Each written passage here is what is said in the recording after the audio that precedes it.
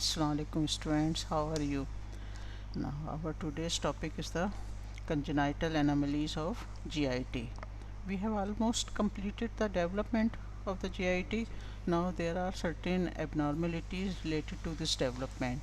So today's our learning objectives are identify the congenital anomalies, and you can enlist the special features associated with each of these anomaly which are related to the gut. Now, common anomalies which are related to the GIT, their prevalence is about 7.28 per 10,000 live births. It means the babies born in 10,000 babies, about 7.28 have some type of abnormality related to the GIT, development of the GIT. Now, GIT, you know, it starts from the oral cavity.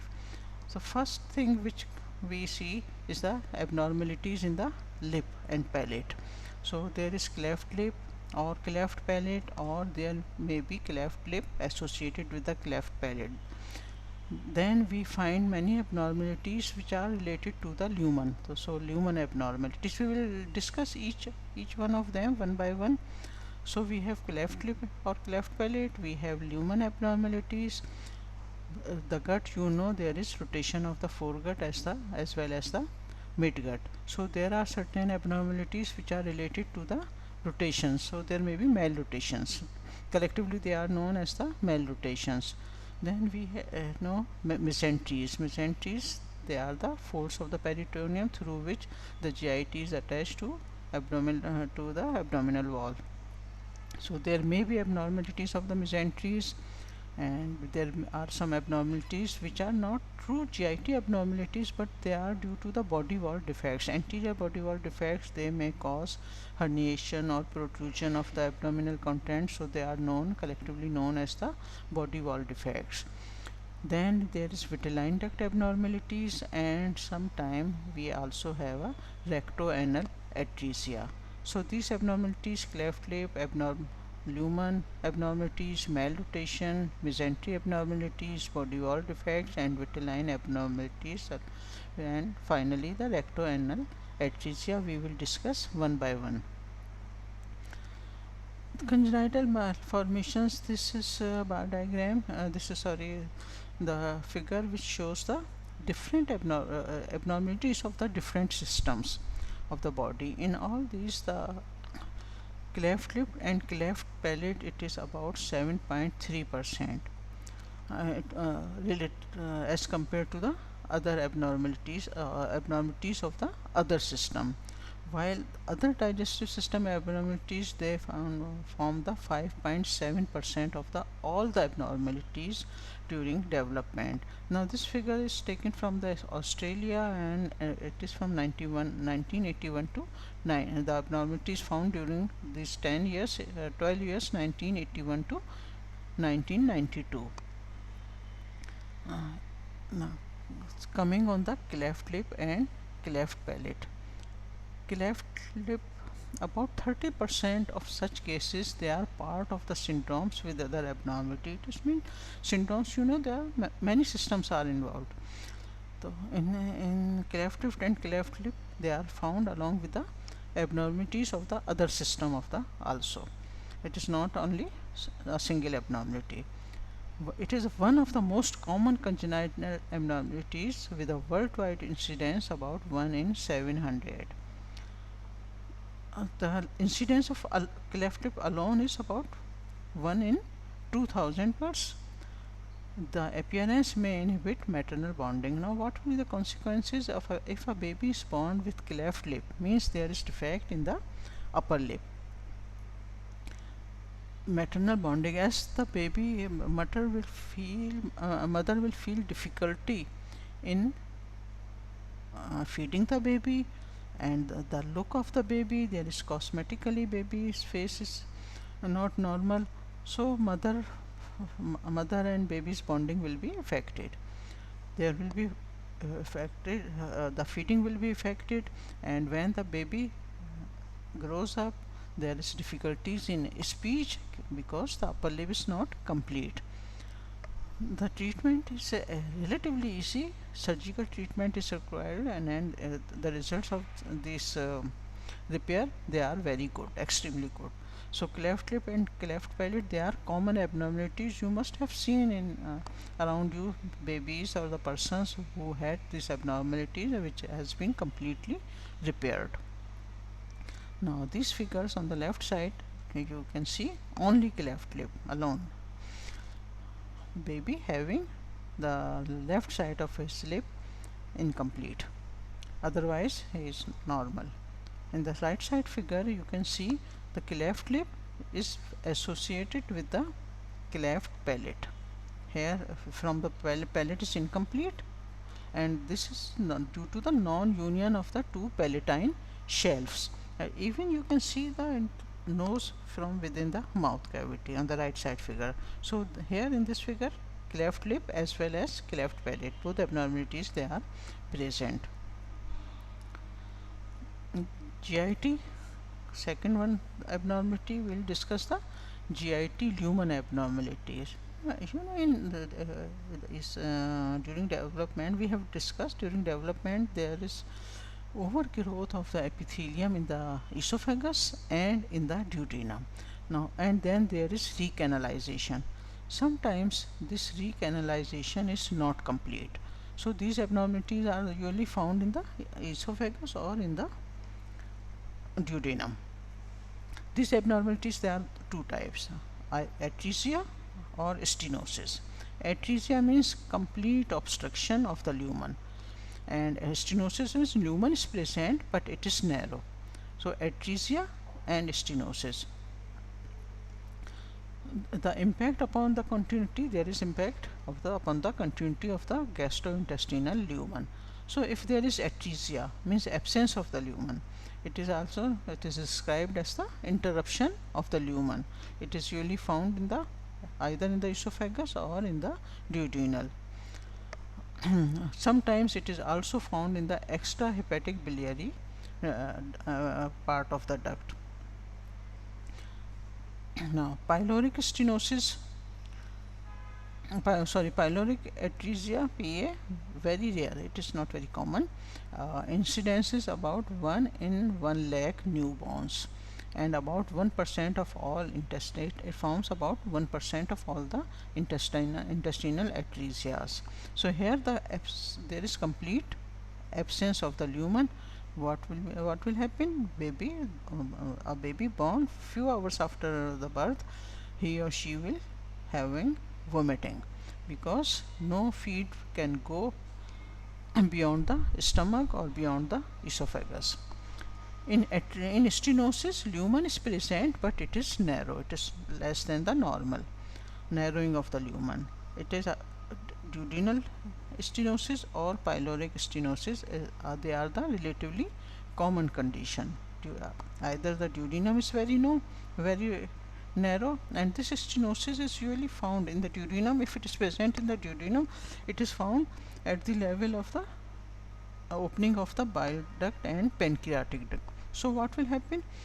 Baby some few hours after birth start to bilious vomiting, a vomiting containing bile, and it is diagnosed very early, duodenal stenosis.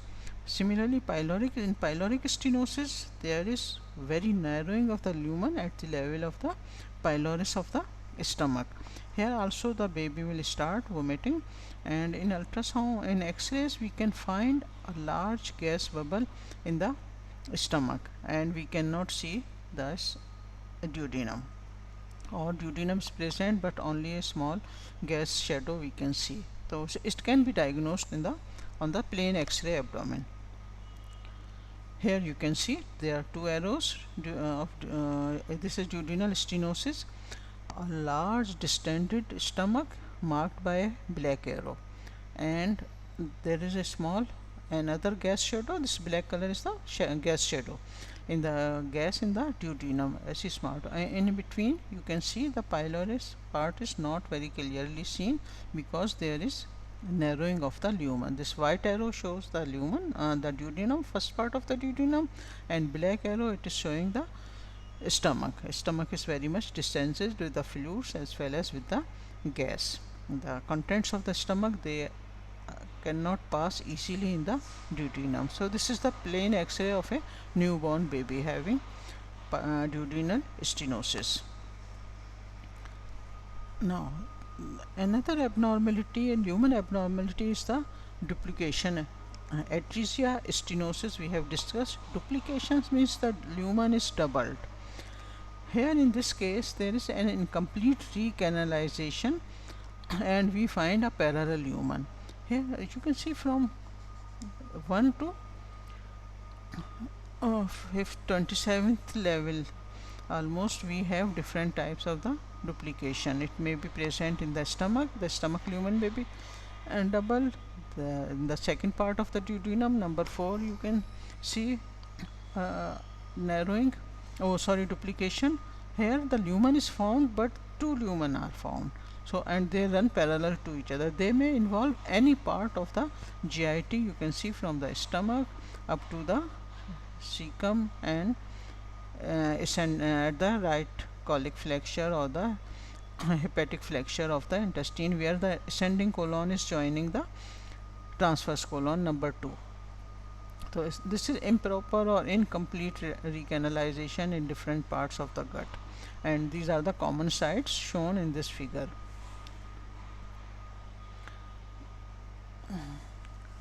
Then third, we have gut rotation defects. Gut, you know, in the gut we have rotation there is rotation of the foregut, 90-degree rotation, and in the midgut we have about 270-degree of the rotation. And the midgut, you know, this rotation takes place in steps. First 90-degree, second 90-degree rotation, and third 90-degree rotation. It is when the loop of the midgut comes back in the abdominal cavity. And there is this malrotation, they usually occur when the midgut loop is returning back.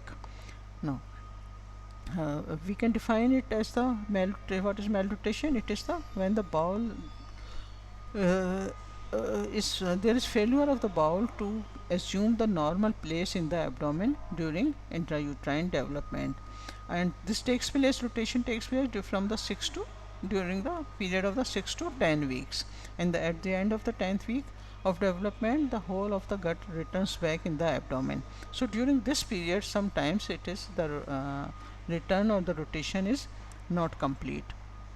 In abnormal rotation the intestine may come first return back in the abdomen, and we will find whole of the small intestine on the right side and whole of the colon on the second on the left side. That is last 90-degree rotation does not take place.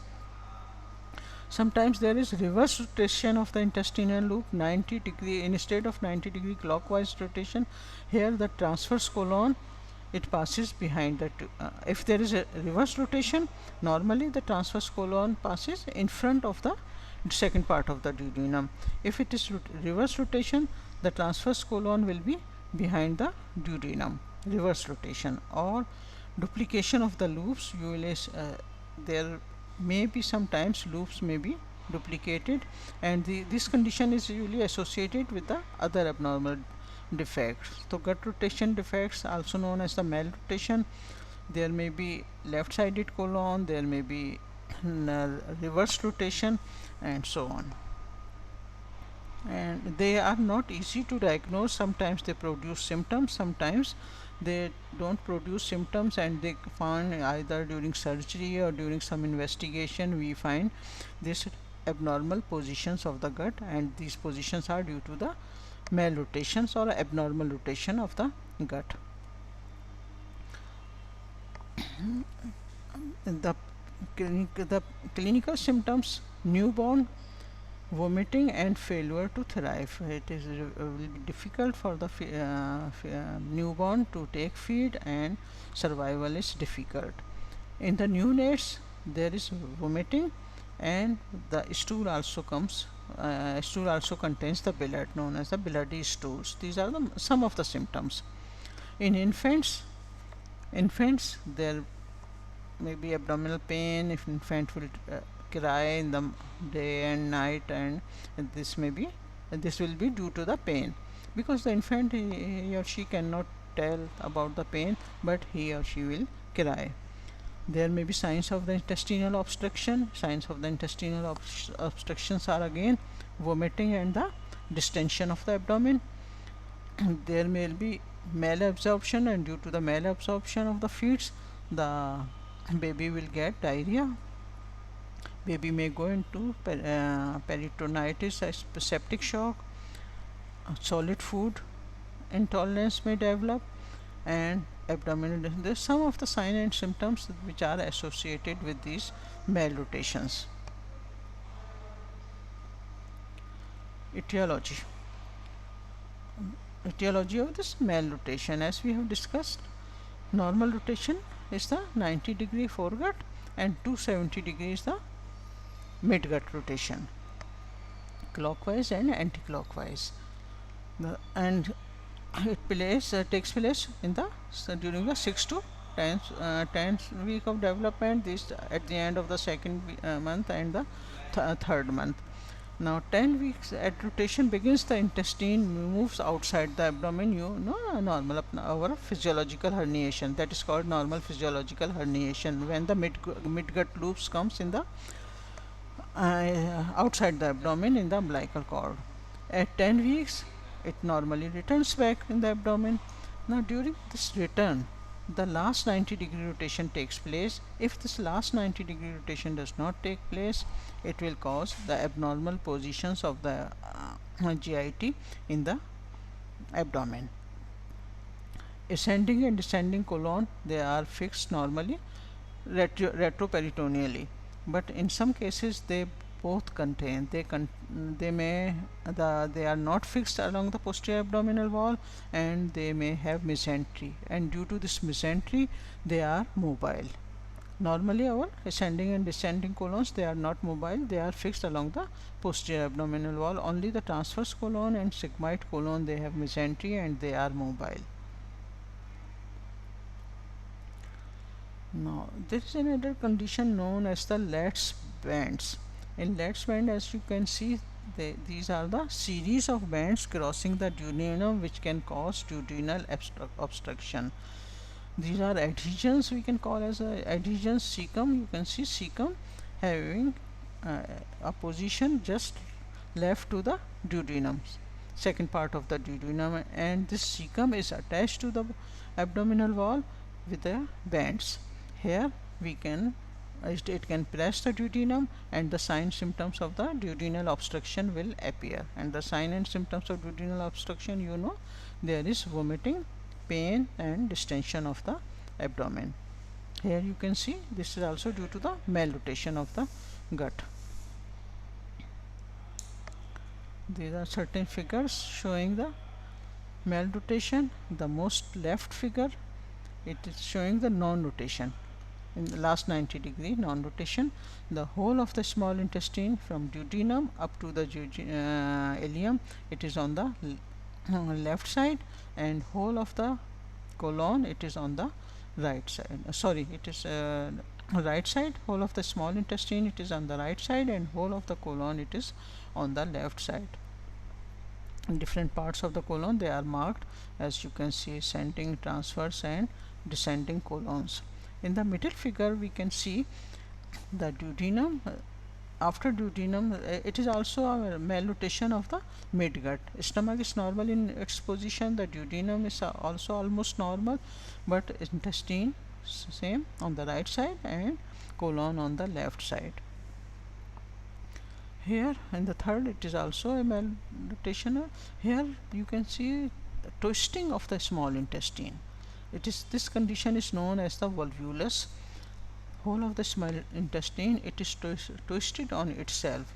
You can see distended duodenum, stomach, and the last part of the duodenum, the ileum, ileal and jejunal loop, they twist around each other, and it will cause obstruction. And obstruction will cause the will also cause the obstruction of the artery. And artery of the midgut, you know, it is the superior mesenteric artery, and when superior mesenteric artery will block, it will cause the loss of blood supply to the small intestine, and there will be gangrene. This condition is known as the infarct, and loss of blood supply is known as the infarct, and it will develop gangrene.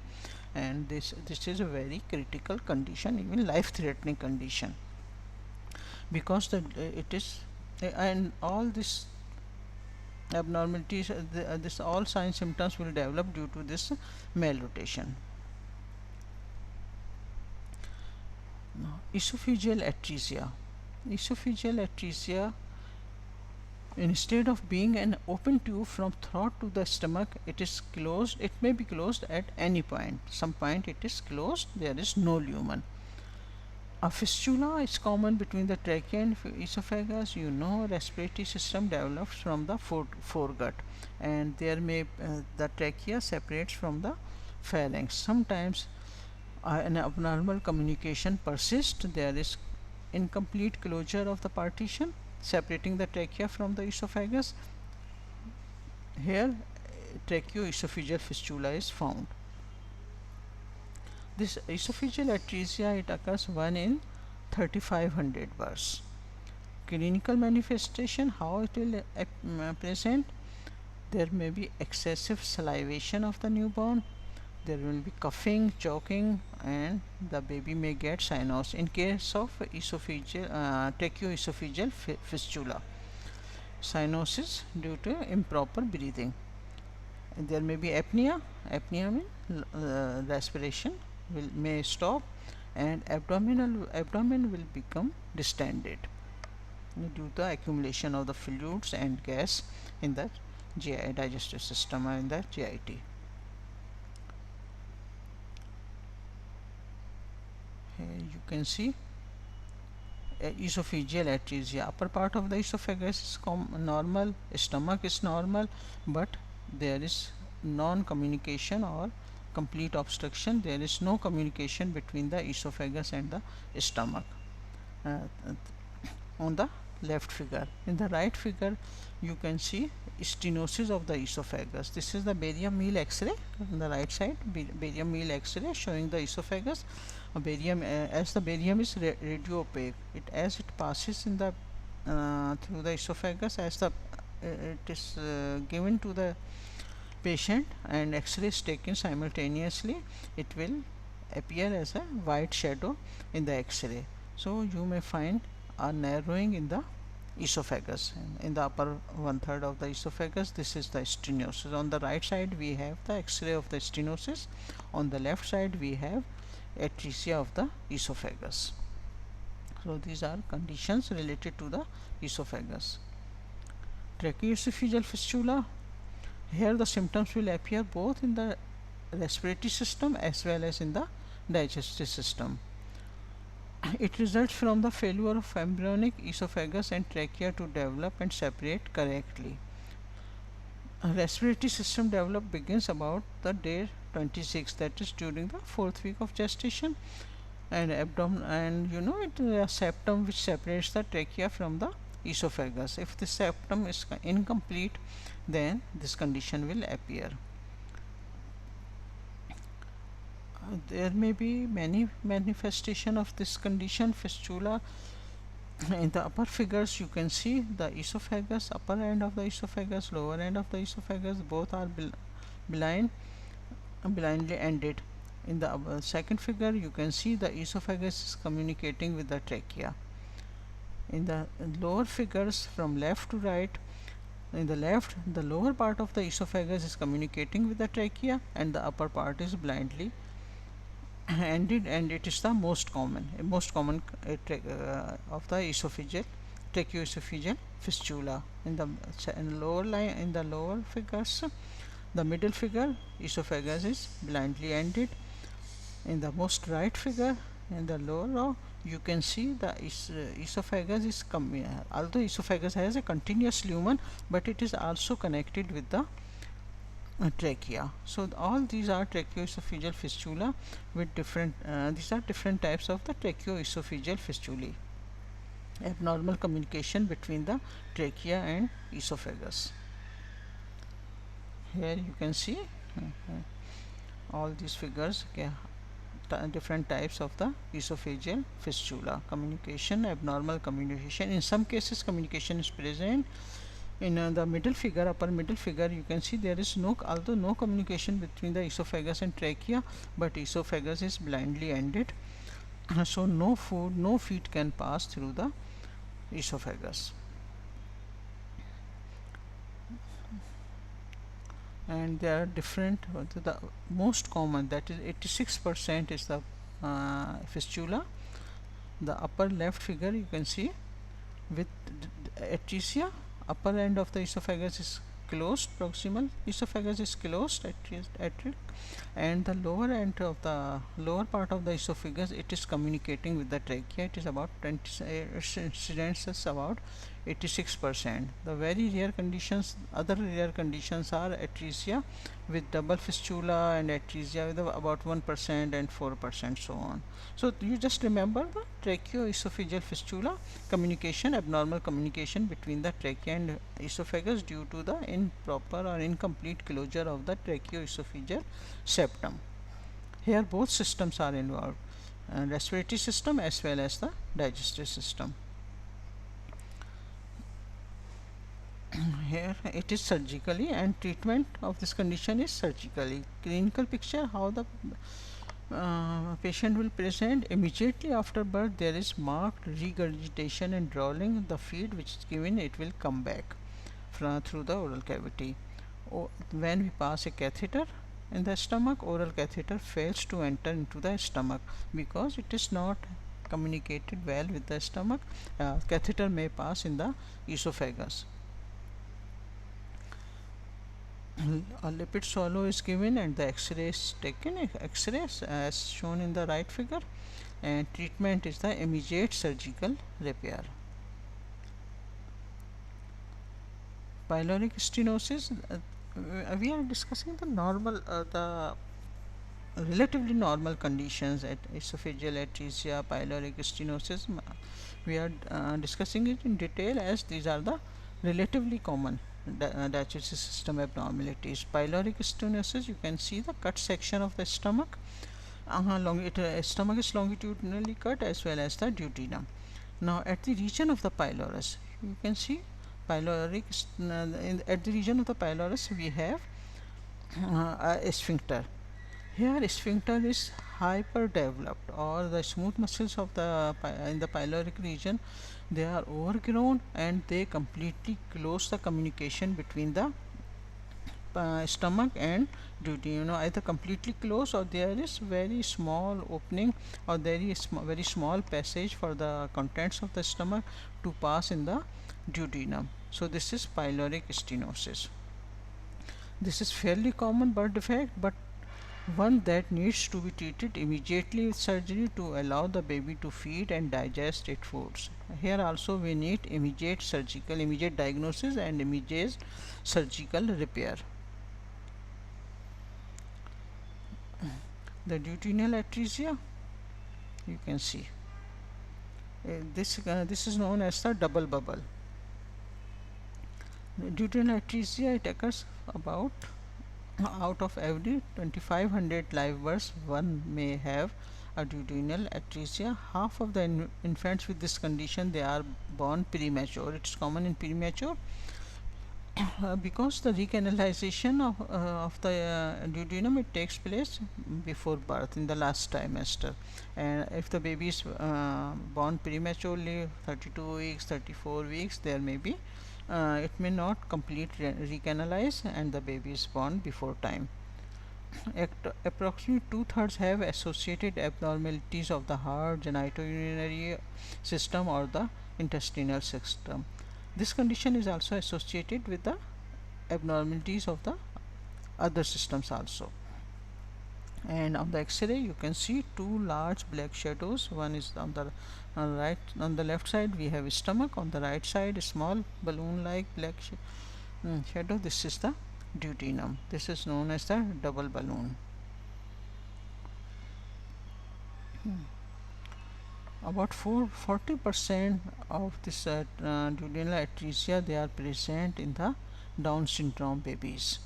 Infants with duodenal atresia usually vomit within hours after birth and may develop a distended abdomen. Here in X-ray you can also see, as compared to the chest, abdomen of this baby is highly distended. This is a plain X-ray of the abdomen. It shows large dilated stomach and duodenum with gas in the remaining duodenum without gas in the remaining intestine. As the gas cannot pass beyond the duodenum, it will be collected in the first part of the duodenum. Here you can see, and the other parts of the intestine we cannot see. Normally intestine is visible in the plain X-ray also by the presence of gas. Gas appears black in the plain X-rays. So we can see the gas in the stomach, we can see the gas in the duodenum, but not beyond the obstruction. This is the complete atresia of the duodenum. Mesenteries, persistent mesenteries, it is not very common. If the mesentery persists, we may have the mobile cecum, we may have the volvulus of the cecum of the colon. So volvulus means twisting due to the presence of the mesentery, and it is very mobile. So a volvulus, that is the so twisting of the cecum and colon takes place. There may be retrocolic pockets behind the ascending mesocolon. When the colon has a mesentery, it is known as the mesocolon. Ascending, if it is present behind the ascending colon, thus ascending mesocolon, known as the ascending mesocolon, and we may have pockets like structures or the spaces behind the ascending colon, because it is not completely fixed to the posterior abdominal wall. Normally ascending and descending colons, they are fixed to the posterior abdominal wall. So retrocolic, they are known as the retrocolic pockets if they are present. Now sometimes there is the anterior abdominal wall, it is not completely closed, and due to this incomplete closure, the contents of the abdomen, they may herniate outside. So GIT, as our small intestine is having large mesentery, very much mobile, usually the small intestinal loops, they herniate out. So this condition is known as the omphalocele, paraomphalocele, and abdomen. Actually there are herniation of the loops of the intestine. Any organ may come, even the liver and stomach may come in this abnormal openings, but the most common is the small intestine.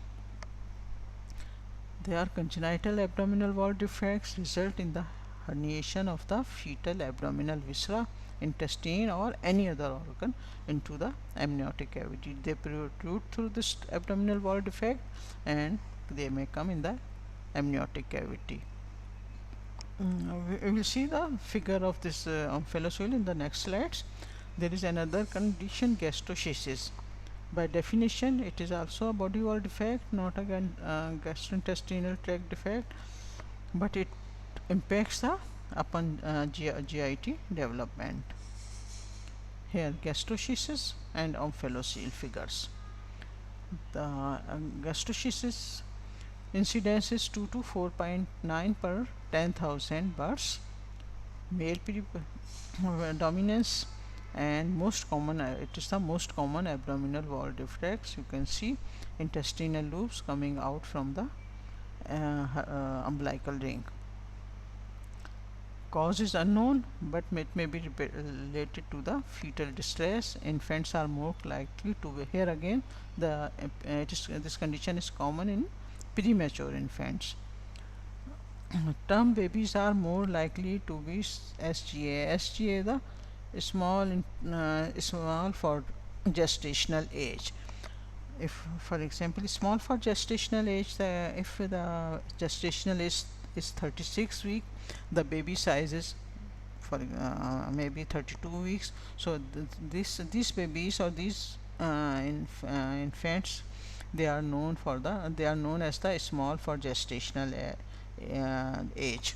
The small gestational age babies may have this type of the abnormalities, gastroschisis or omphalocele.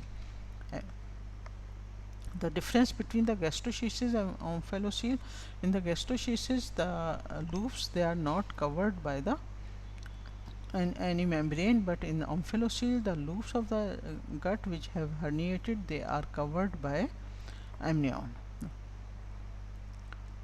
Omphalocele, this is after birth. You can see omphalocele. The membranes have been removed, and you can see many visceras outside. Maybe this dark color structure, maybe it is liver or the gangrenous colon. Omphalocele. You can see the loops of the intestine in the umbilical cord, and they are covered by amnion. It is the incidence is about 1 in 6,000 births. Gastrointestinal structures, they protrude through unclosed umbilical ring, and they are covered by membranes. You can see here this shiny whitish structure. This is the membrane, and within this membrane we can see the intestinal loops, omphalocele. These conditions, they are repairable by surgery. Immediate surgical treatment is required in such cases. Now vitelline duct, vitelline duct is a communication between, actually it is a communication between the gut and the yolk sac during early development. Normally this vitelline duct, it closes. Sometimes it does not close, a lumen remains in it, and then it is known as the Meckel's diverticulum. This is found in the small intestine about 60 centimeter from the ileocecal junction at the antemesenteric border. Meckel's diverticulum is a relatively common condition. It is a protrusion of the vitelline. If the vitelline duct persists, forms outpocketing of the ileum known as the Meckel's diverticulum. Meckel's diverticulum is actually our vitelline duct, early vitelline duct. It is 40 to 60 centimeter from the ileocecal junction, and it is present at the antemesenteric border. Here you can see the loop of the intestine. It is longitudinally open. You can see the folds in the wall of the intestine, small intestine, ileum, and this hanging finger-like hanging structure, it is the Meckel's diverticulum.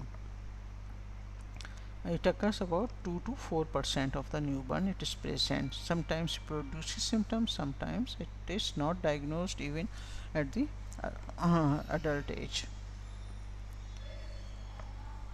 Another condition not very common, it is the congenital megacolon. In what happens megacolon? As its name indicates, the colon is very much distended or having large lumen. The cause of this abnormality is the absence of the parasympathetic ganglion in the wall of the colon. We have two types of plexus in the wall of the our GIT, the mynetic plexus and mesenteric plexus. Having both the sympathetic and the parasympathetic nerve fibers. If the ganglion is absent, parasympathetic ganglion is absent, then parasympathetic action, it is the it causes the constriction or the narrowing of the lumen when it is active. Now when parasympathetic ganglion is absent, only the sympathetic system works, and it dilates the abdomen. It will cause the dilatation of the colon, and this condition is known as the Hirschsprung disease. In 3% entire colon is involved, in 10 to 20% transverse and right-sided colon is affected, and 80% cases half sigmoid colon and rectum, they are involved. So there is abnormal dilatation of the colon, part of the colon or whole of the colon. Only 3% have whole colon affected, but in 80% cases only the sigmoid colon is affected. Now lastly we will discuss about some words about the imperforate anus. Anal canal, it has a sphincter. During development, the cloacal membrane is ruptured very early. Sometimes it does not rupture. The membrane does not rupture, as well as there is overgrowth or the sphincter, smooth muscles at the region of the sphincter anal sphincter, they are very much thickened and it causes the imperforate anus. On the left side figure you can see a male baby having imperforate anus. There is no opening, external opening of the anal canal, and this is a cut section. Usually surgery is required, and before and after surgery you can see now after surgery they have created a lumen or the passage. This membrane, it has to be cut down, so after surgery the baby can pass the meconium, and it is also diagnosed at the time of the birth. If it is not diagnosed, then within 1 or 2 days the a mother complains that baby is not passing stool. So imperforate anus, this condition is known as the imperforate anus. Now along the development of the GIT, we also have a liver development and the pancreas development. Liver abnormalities, they are very uncommon. Sometimes there may be more than two lobules. We know the right lobe of the liver and the left lobe of the liver. Sometimes lobulation, there may be more lobulation, but other abnormalities, they are not very common. On the only abnormality which is found is the bile duct atresia. But pancreas abnormalities, they are relatively more common. The pancreas, you know, it develops from the ventral and dorsal pancreatic duct, and there is rotation of these ducts, these buds. If this rotation does not take place and there is growth of the buds and they join from behind as well as from the front of the duodenum, it will cause the narrowing of the second part of the duodenum and obstruction of the duodenum. There may be stenosis or there may be complete atresia. When there is obstruction of the second part of the duodenum, the symptoms will appear just like the symptoms of the duodenal atresia itself. There you can see on the left figure the development is shown, the abnormal development in the second and the right side figures, and the lower figure you can say this is the annular pancreas due to the abnormal rotation of the dorsal and ventral pancreatic buds, and it completely encircles the second part of the duodenum in a annulus manner. This is known as the annular pancreas. Again, surgical treatment and diagnosed very early.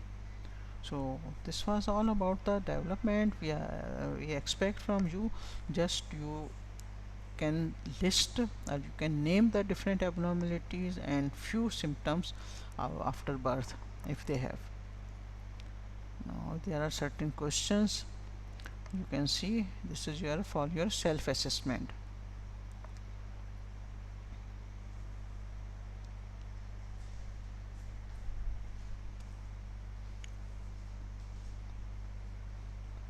The key is also shown.